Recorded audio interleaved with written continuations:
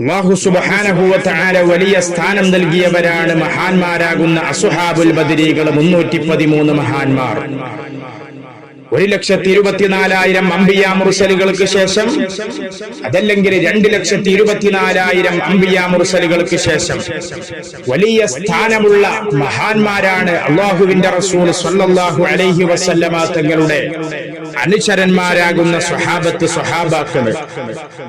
ആ സ്വഹാബാക്കളിൽ വലിയ പ്രമുഖരാണ്, മഹത്വമുള്ളവരാണ് 313 പേരടങ്ങുന്ന അസ്ഹാബുൽ ബദരീങ്ങൾ എന്ന് പറയുന്ന മഹാന്മാർ.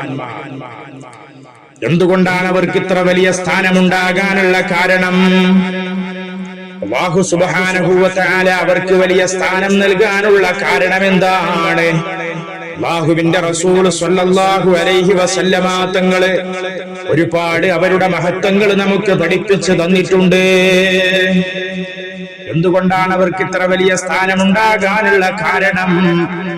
അതാ പരിശുദ്ധമായ ദീനുൽ ഇസ്ലാമിന് വേണ്ടി ത്യാഗം സഹിച്ചു എന്നതുകൊണ്ടാണ്. പരിശുദ്ധമായ ദീനുൽ ഇസ്ലാം ഒരിക്കലും തന്നെ യുദ്ധത്തിന് പ്രോത്സാഹനം നൽകുന്ന മതമല്ല.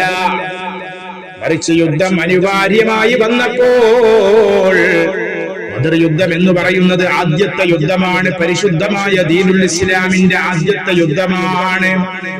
അത് യുദ്ധം വളരെയധികം അനിവാര്യമായി വന്നപ്പോൾ അല്ലാഹുവിന്റെ റസൂൽ സ്വല്ലല്ലാഹു അലൈഹി വസല്ലമ തങ്ങള് അല്ലാഹുവിന്റെ കൽപ്പന പ്രകാരം സ്വഹാബാക്കളോട് പറയുകയാണ്, ഓ സ്വഹാബാക്കളെ, നിങ്ങൾ യുദ്ധത്തിന് വേണ്ടി ഇറങ്ങണം മക്കളെ.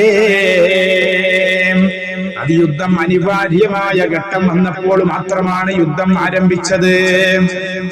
അങ്ങനെ യുദ്ധത്തിനെ സംബന്ധിച്ച് അല്ലാഹുവിന്റെ റസൂൽ സ്വല്ലല്ലാഹു അലൈഹി വസല്ലമ തങ്ങള് നിങ്ങൾ യുദ്ധത്തിലേക്ക് ഇറങ്ങിയാൽ ഇന്നാലിന്ന പ്രതിഫലം അല്ലാഹു തആല നിങ്ങൾക്ക് നൽകുന്നതാണ് എന്നങ്ങ് കേട്ടപ്പോൾ സ്വഹാബാക്കൾ അല്ലാഹുവിന്റെ റസൂലിനോടുള്ള മഹബ്ബത്തിന്റെ പേരിലും അല്ലാഹുവിന്റെ റസൂലിനോടുള്ള വലിയ ബഹുമാനത്തിന്റെയും താല്പര്യത്തിന്റെയും പേരില് അല്ലാഹുവിന്റെ വജ്ഹിനെ ഉദ്ദേശിച്ചുകൊണ്ട് പലരും ഭക്ഷണം കഴിച്ചുകൊണ്ടിരിക്കുന്നവരാണ്.